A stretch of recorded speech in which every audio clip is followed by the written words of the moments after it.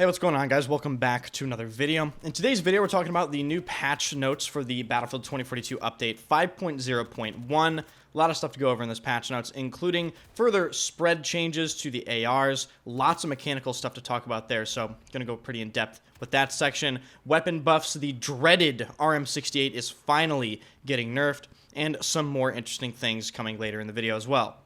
If you enjoyed the video, hit the like button, and of course subscribe to the channel. Turn notifications on so you don't miss an upload. That's the best way to support the channel by far. Thank you to everyone that does that. Join the Discord and follow me on Twitter. Both links are in the description.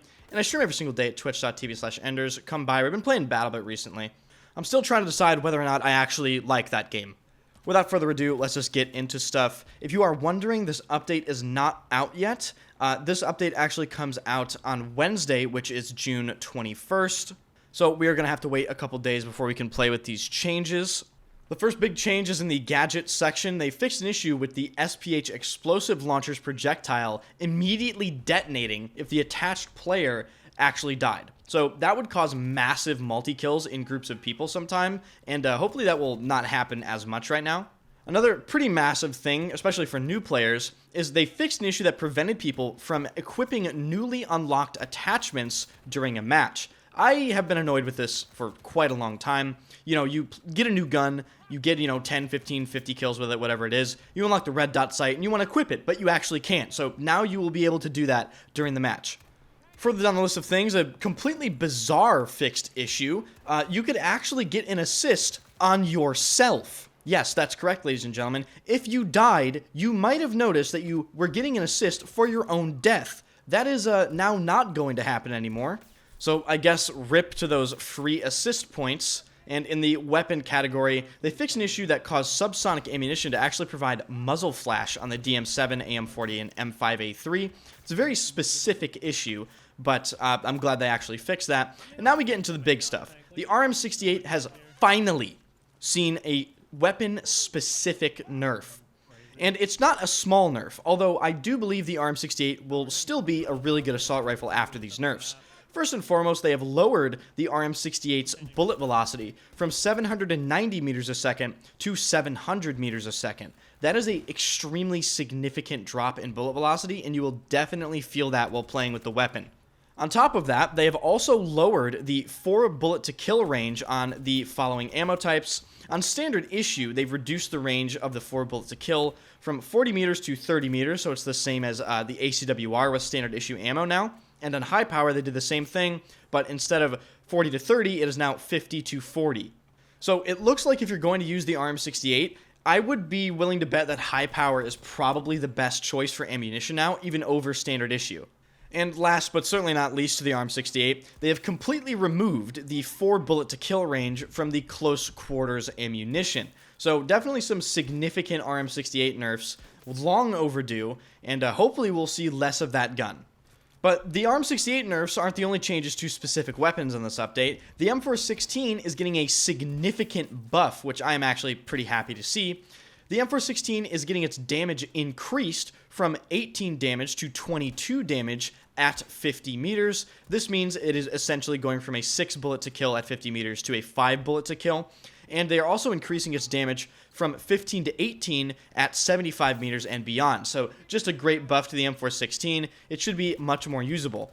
And the last specific weapon change is, unfortunately, it looks as though the MTAR-21 and its 4 bullet to kill range might have been an unintended thing in the last update, because they've actually gone ahead and completely removed the 15 meter 4 bullet to kill range from all ammo types on the MTAR-21. This is a bit unfortunate because the MTAR-21 isn't exactly the greatest assault rifle in the game. It can definitely get some shit done, but I don't really think this is a needed nerf. I think the 4 bullet to kill range in the MTAR-21 provided a unique use case scenario for it, and it was only 15 meters. And 15 meters in Battlefield 2042, like, I mean, you can fucking spit farther than 15 meters. And now to the most important changes of this entire patch note, the dispersion and accuracy changes, or spread and accuracy as I'm going to refer to it in this video. They said this: following your feedback, we are making further adjustments to the spread of several assault rifles with an intent to compress the top and lowest performers for a more balanced weapon offering. Now, there is one very important thing to note before I get into these changes. If you remember, I made a couple videos about the AR spread changes, and DICE came out a few days later, and they confirmed that the spread reset was actually not working as intended at all. And in these patch notes, they do not say anything about them fixing that. So that's a question we have to wait to answer until the update actually comes out. Did they actually make spread reset correctly at all? Because for any of these changes to function, spread actually has to function correctly. Now, let's get into the changes themselves. For the AK-24, SFAR, and AEK, they've actually seen their spread increased by 9%. The AEK, in my opinion, as a result of this nerf, is now probably the worst AR in category. It has nothing going for it aside from maybe some close quarters insta-kill thing. But this game isn't really a close quarters insta-kill kind of game. It's kind of a 50 to like 70 meter type of game. So yeah, the AK doesn't have much going for it. They have lowered the spread for the AC42, M16A3, M416, and MTAR21 by 8%. And in a completely bizarre note here, which I will get into in further detail after I read it, they lowered the delay for spread reset from 0.2 seconds to 0.1 seconds. And this is absolutely bizarre, because why is there a delay for when spread resets? In Battlefield 4, there was no delay for when spread resets. That is why you could burst and regain accuracy so quickly, and that is exactly how it should work. But in Battlefield 4, its spread system works differently than in Battlefield 2042's. In Battlefield 4, you would shoot a weapon, and you would reach a point where you would need to burst. And then, when you let off of the trigger and you aren't shooting anymore, it would decrease linearly. So say you reach a spread of 0.4. You wait a little bit, it would go 0.4, 0.3, 0.2, 0.10. Then you reset again. Then you're okay to shoot again.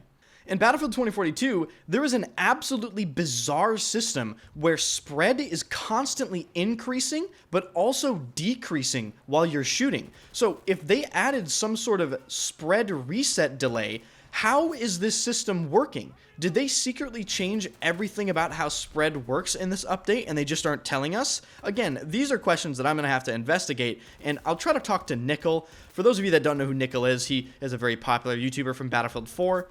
But he is also simultaneously unbelievably knowledgeable about weapon designing in particular and weapon balance as well, and I'll have to pick his brain about this stuff. I tried to pick his brain before the video, but I believe he was asleep.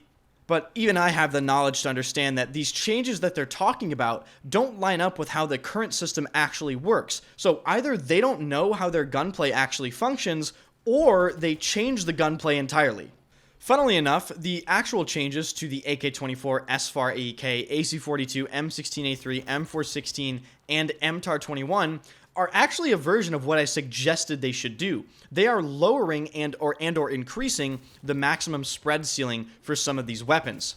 Before I get into the final section of things, if you enjoyed the video and watched to this point, thank you so much, and of course, hit the like button and subscribe to the channel. I stream every single day at twitch.tv/enders. Follow the channel, it's free, first link in the description.